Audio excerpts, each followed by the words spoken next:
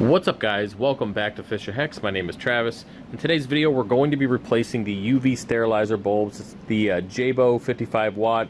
Now, I went ahead and picked up this 2-pack for 35 bucks on Amazon. It says it's going to fit these Jebao UV sterilizers, and if it does, that's pretty awesome considering the fact that it has 2 bulbs for only that 35 bucks. Plus, with Prime, you get the free shipping. So, the only issue I'm going to have is that the UV sterilizer on this is kind of installed, I would say, backwards a little bit. Basically, because of the way they wanted the flow to go from the bottom up, the bulb is actually going to be kind of put in through the bottom of the reactor here. So as you can see, it's attached to the side of the wall. So it's going to be a little bit of work to get this thing out of here because it does come through. UV attaches on there, it dumps back into the sump. So I just got to figure out how I'm going to take everything out. I probably will just remove these, but the problem is you can't just pop these clips off. You have to actually remove the whole thing from the wall, and then the screws are attached to the other side. It's a little bit of a pain, but again, that's the way they wanted the flow, from the bottom up. And because this is the only place I really had to put the UV sterilizer, I knew that changing the bulb would be a little bit of a pain. So it's been about a year and a half, well, since the system was up. So yeah, a year and a half, almost 2 years. And it's definitely ready to change the bulb. So let me get in here and try to remove this. I guess I'm just going to disconnect it from the manifold, then come over here and just remove the entire thing from the wall, leave it as is, unscrew the bottom, and pull out that bulb. So yeah, hopefully these fit, because that's going to be a ton of work for for it not to fit, but it should be good. So let me go ahead and get started on that. Okay, so I've decided to go ahead and just disconnect everything from the manifold and the return line here. Obviously turn the flow off, and then just pull the whole unit out. It's just going to make it a little bit easier. I was going to just replace the hosing, but it's not that bad. It's got a little bit of coralline algae growth. It's nothing crazy. And the hose is still good, so there's no reason to replace it. So let's go ahead and first make sure the flow's off and come in and pop this zip tie off. Good to go. And we'll see how tight this is. Pretty easy with it to a certain extent, so don't break the manifold. See, it does seem pretty tight, so. Alright, so instead of actually putting too much stress on the manifold, I am going to cut this hose. There's plenty of slack where I'll be able to reconnect it, and if it for whatever reason it doesn't make it, I will just replace the hose. It's not a huge deal. I do have some extra here, so we're going to go ahead and cut this.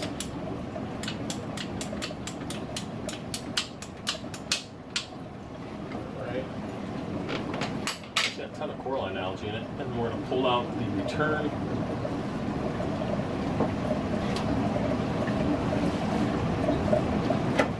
There we go. And then these guys are just going to slide back into here.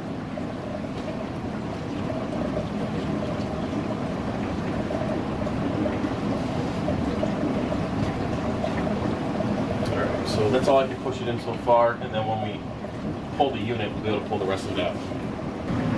Alright, so I already went ahead and started loosening up these screws to remove it from the wall, so we just got to go ahead and finish doing that, and we should be good to completely remove it. Now, I'm not going to take it over to the workbench or anything like that. I'm just going to pull it out just enough so I don't have to rerun that power cord all the way over to the apex bar, and then we'll replace the bulb, or hopefully replace it. But I figured I'd go ahead and do this video for those of you who are running this UV sterilizer. I think you can pick them up from Amazon for like 120 bucks or something, and it is 55 watts. I don't really know the total gallons that it's rated for, but again, it is 55 watts. It's a lower end, so you're not going to get anything too fancy, any kind of like spiraling or all that good stuff that they have in all those fancier UV sterilizers, but there's definitely a noticeable difference in the water clarity on the 300, especially when the bulb is new. Oh, this one's almost done, and that's exactly why I want to go ahead and replace this bulb now. It is just kind of part of that annual maintenance. So we're good here, so let's go ahead and disconnect this tube. It's actually the tube that connects to the 5-gallon bin for the skimmer swabbing. Geez, couldn't even figure the name of it for a second there. I'll go ahead and knock off these zip ties, possibly. There we go.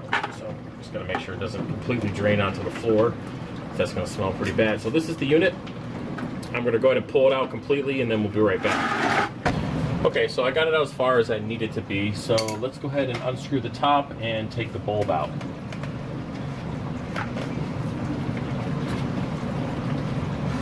See what kind of shape it's in.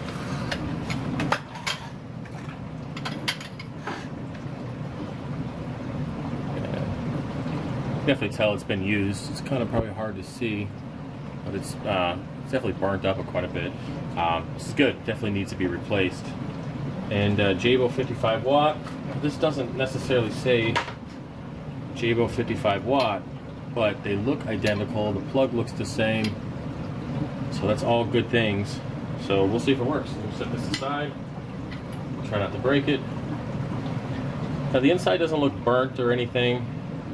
It does look used, that's for sure. So let's figure out how this goes in. It doesn't say which way is correct, so we'll just do this. We'll do a quick test to see if it turns on, which, you know something, it might not, because a lot of these are set up to not turn on unless it's plugged in or unless it's screwed into the top. This might very well be the same situation because of the sensor touches. I do believe that was actually the case when I originally set it up. I wanted to test the bulb and I couldn't without actually having it inside. So one thing you want to make sure is, of course, empty out all the water before you decide to do any work. Even though the water never gets into the chamber with this, it's good just to keep it away from the entire head. So we're going to go ahead and put the bulb back in.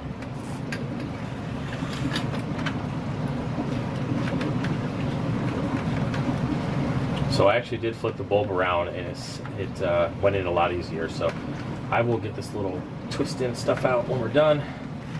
All right, so that's good. Give it a couple of twirls.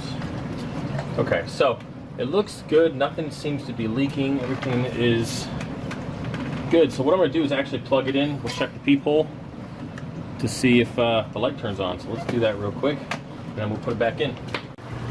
Okay, so you guys can see real quick that the new bulb works. Definitely a good thing, and the fact that I got two of them for 34 bucks is awesome. So I can just set the other one aside and change it out in another year, or even sooner. Doesn't really matter. I usually try to do it every year at least. So we're going to go ahead and get this unit back on there. I'm going to grab some extra hose just in case I have to replace some of this, but I won't really find out until I get it back in place. So let's go ahead and start with that. Okay, so the UV sterilizer is in place. It's screwed back to the wall. And as you guys can see, there is just enough slack left to actually put this back in with the original tubing. So that's good. It saves me a little bit of time. So the next thing I want to do is come in here and cut this old tubing off.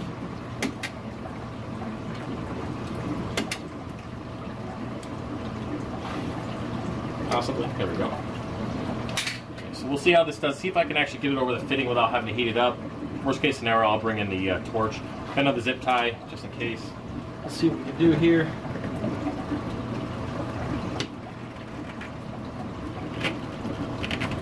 Alright, that worked out pretty good. Now, I usually get the zip ties that have these holes in them because I like to hang stuff up. So, because I don't need that, I'm just going to go ahead and snip it off with the bone cutters. And then put it in place. Cut off the excess, in with the bone cutters, a pair of scissors.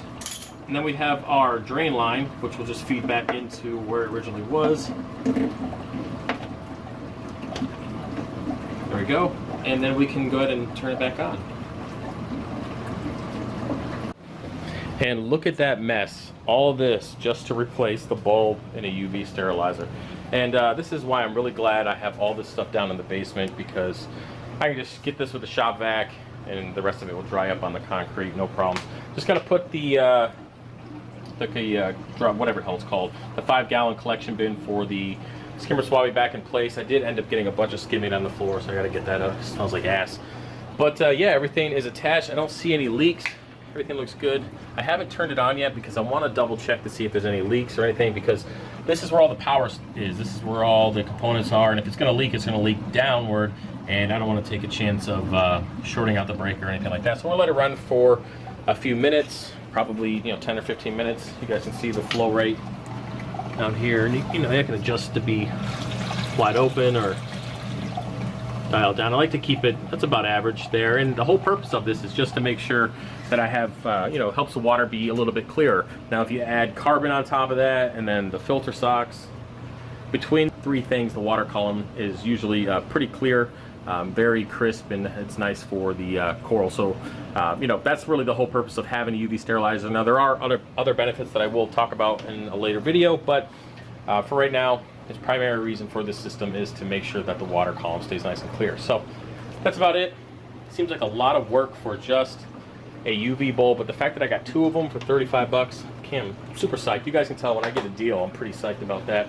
I talk about it a lot. But before I let you guys go, we went ahead and put the new Radion on. Yes, it's very blue, but all 8 of them are up and running. I had a little bit of an issue getting this one attached just because we had the old modules, and between the frag system, the power heads, and all the components here on the 300, my WXM is almost full of modules, so I had to remove some. It was just took a little bit longer than usual, and that is the little light reflecting off there. But that's it for this video, guys. I hope you enjoyed it. I know it's a little different than my usual, but I wanted to keep you guys in loop on some of the things that I have going on here in the fish room. So until next time, I'll see you guys later. Peace.